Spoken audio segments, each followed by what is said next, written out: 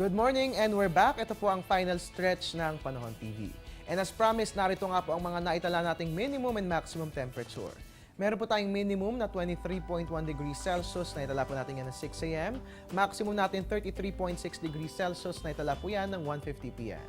Para sa relative humidity, meron tayong minimum na 58%, 1:50 p.m. po yan naitala, at ang maximum naman po natin ay 99% at naitala po natin yan ng 6 a.m.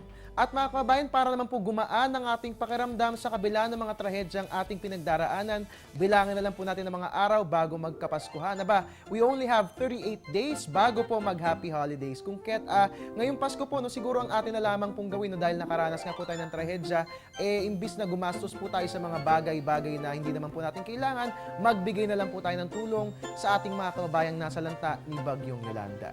And alright mga kababayan, para po sa real-time weather updates, you can visit our website www.panahon.tv, or you can also like our Facebook page, or you can also follow us on Twitter at Panahon TV. Dahil pagdating sa weather updates sa television man o sa internet, dito sa Panahon TV, tunay na walang pinipiling panahon ang pagbibigay impormasyon.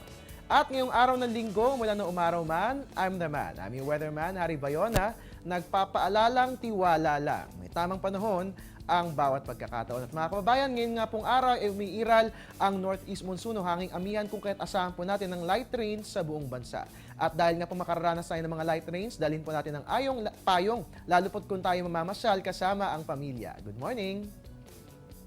Ang programang ito ay hatid sa inyo ng Air 21.